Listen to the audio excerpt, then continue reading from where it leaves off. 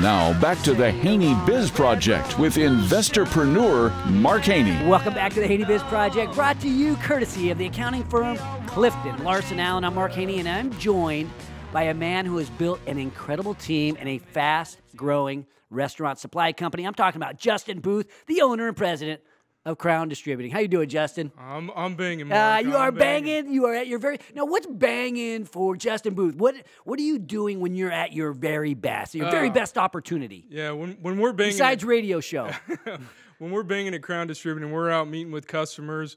We're meeting with new customers, building relationships with existing customers, out meeting with vendors. We're always looking at new vendors to buy products from. Meeting with new vendors, existing vendors. So we're out trying to integrate ourselves with the Sacramento community as much as possible. Well, you said that I heard somewhere that you are the fork in the farm to fork movement. What does that mean? Yeah, so we kind of give you a little bit of backstory is I bought Crown 3 years ago from the couple that founded Crown Distributing. At the time, I saw this movement happening in Sacramento that was really cool. And I could see that the transition from city of trees to farm to fork going on in Sacramento. And Sacramento's really building this tremendous identity. And an opportunity presented itself where we could be a part of that, my family and I. And I just leapt for it. I just wanted to be a part of it. And the farm to fork movement in Sacramento is real. It's happening. It's redeveloping Sacramento as a whole and the whole entire region. And so while Crown Distributing is not the one that brings the actual farm products to the customers, they got to have that fork to use. You got to have the utensils. You got to have something. I eat with my hands, but it's just kind of awkward. Well, we do bring you the napkins, the napkins that you need. Well, you know what? I mean, you are an example of the reason why I started this radio show. This is about entrepreneurs helping entrepreneurs, and entrepreneurs inspire me. So being around guys like you inspire me. And what I mean by that is when you started your business, as I heard the story about the way that you started your business, right? You were working corporate in a real estate entity, and you decided to quit that without Crown in your vision. So you decided to quit because you wanted to become an entrepreneur. What happened? Yeah, more or less, it was kind of a point in my life where it was either now or never. And you just have to make that leap and you have to go for it. And I, talking about teamwork and the River Cats and whatnot, I grew up playing sports all my life, and I just love that camaraderie with the team that you build.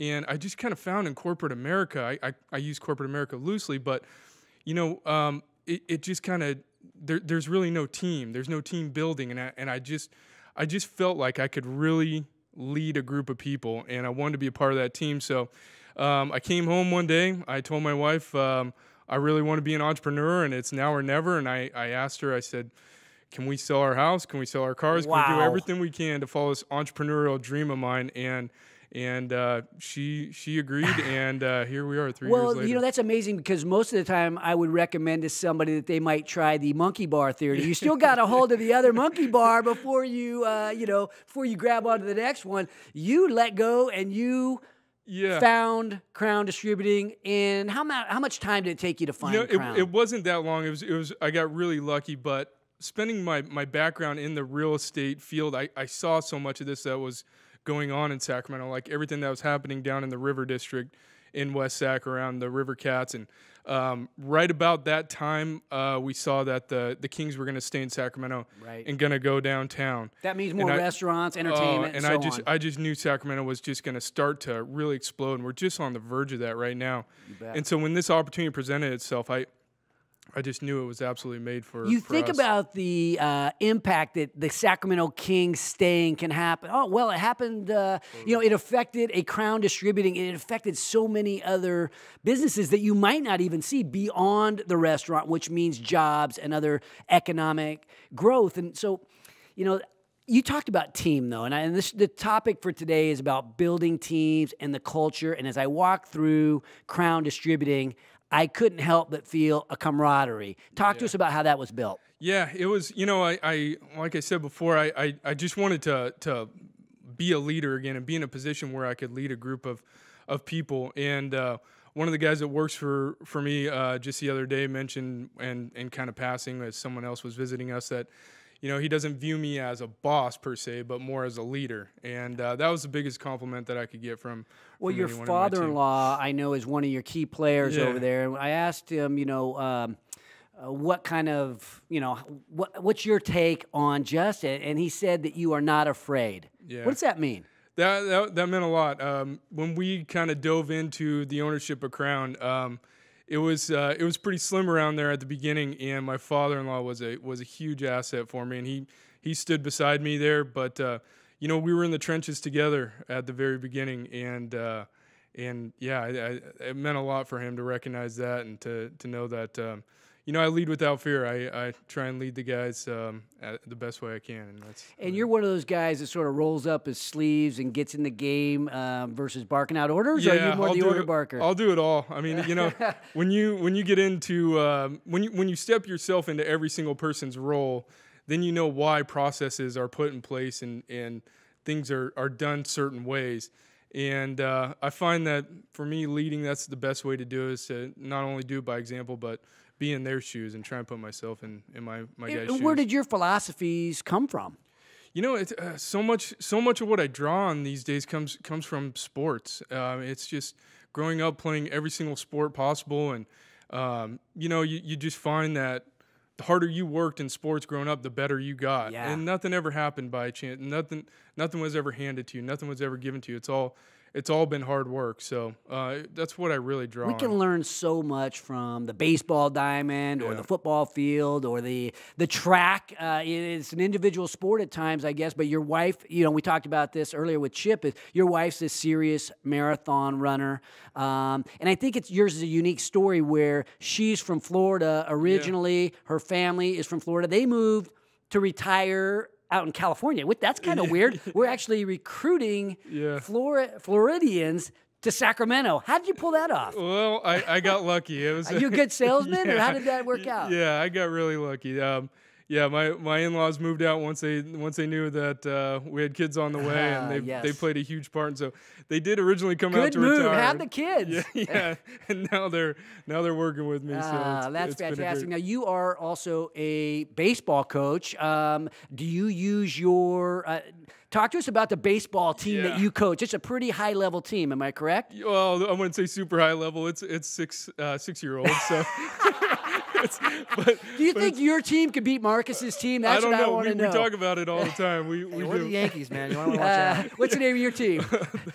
The Rattlers. Oh, the Rattlers. Yeah. Well, I think the Rattlers. I think the Rattlers sound like they'd eat the Yankees alive. No, I loved coaching though. It's awesome. It's so much fun being out there with the kids, and it brings you back to your childhood growing up and what's really important at the end of the day. So how do you divide up your time? We talk so much about building businesses, and it's so easy to get locked into your business, and you get sort of spread too thin. You're doing a little bit of everything, and you don't have a serious impact maybe on anything. How do you divide up the resources and your time specifically at Crown Distributing? Well, you have to find more hours in the day when you're an entrepreneur, that's for sure. Yeah, so you start waking up earlier and going to bed a little later than you ever did before. But, I try and empower everybody that I work with. I don't want to be just barking out orders. I want to give them the opportunity to make decisions that ultimately will lead Crown in the right way. I help them with that, but I try to empower them. And everyone at Crown has really stepped up over the last couple of years and taken on much larger roles. And, we've had guys that have gone from just simply being a driver to now managing our entire fleet. Wow. Yeah, you guys have grown fast. Yeah, we've more than doubled in size in the last year or so. What's the key to that growth? It's hard work. It's all it comes down to. It's just hard work. It's so hard. Underrated, huh? Hard work. Yeah, Would you know it? There's absolutely nothing that can replace it. It's hard work and getting to know your industry and your products. It's hard work of getting out there and meeting people and meeting your customers. It's all comes back to hard work. Yeah, and just kind of we're getting close to wrapping up here, but just any final thoughts or words of wisdom from one entrepreneur to another? How should we go about attacking our business in this day and age? I think to so many people that want to be an entrepreneur, but there's never that perfect time. there never is going to be a perfect time. You just have to go for it. Get in the game. Yeah, absolutely. Just get in the game. And then to like you said about the impact that the King staying here has, it's a ripple effect. And so to all the other entrepreneurs here in Sacramento, let's do our best to keep it Sacramento. Let's look out for our fellow Sacramentans, and the effect will be so large. When we're all said and done, it's the way to go. Let's look out for our fellow Sacramentans. Justin Booth, love it. Congratulations on your success. Proud to have you on our show. You are what entrepreneurship is all about. I want to thank Chip Maxon as well for coming on the show. And you know what? I'm going to kick it over to Caroline Gaines. Let me wake up Caroline over there. Caroline, we got our sponsors. Give a little shout out, if you don't mind, to some key sponsors that we need to recognize today. I am awake and alive. Yeah, girl, let's do this. All right, special thank you to James Beckwith and 5 Star Bank, the entrepreneurial bank, our neighbor and friend Luke Smith at Audi Rockland, and John O'Bronson with Hub International. Ah, nice. Now, sometimes people want a little more Mark Haney. Some people don't, and you got to go on. Always come down to our Rockland office, but how can they get a little more Mark Haney or Caroline Gaines Toth or Marcus Haney? How do you get in touch with us? Well, come visit us in Rockland, and we are all over social media. So Facebook, Twitter, LinkedIn, we want to know you. And how's our culture? HaneyBiz is hiring, and how's the culture here? We've got, I don't know how many positions open at HaneyBiz. We've got, 13 companies, and we're always looking for people that have that hard work ethic of a Justin Booth, but know how to work together as a team. Talk to us a second about the culture here, and are there any key positions you're looking for today? Yes, and I would say our culture is like no other. So much fun. We work hard, really hard, and we play hard, and we're a big family. So big team over here. Work hard, play hard. Yeah. We have technical positions, sales positions, accounting position, reception. There's all kinds of stuff happening at HaneyBiz. Come be a part of us. Come by, even if it's just to say howdy. We want to meet you. And when we come back, next week, got to tease next week's show. Next week, we have, it's going to be a big show. We have Sean Shepard. He's the guy that founded Growth X. And we also have a guy that founded a company called Black Rifle Coffee. Mr. Jared Taylor will be joining us. So join the revolution at HaneyBiz.com. We'll be back in just a minute to talk about our closing thoughts. This show is brought to you by Ethan Conrad Properties. This is the HaneyBiz Project.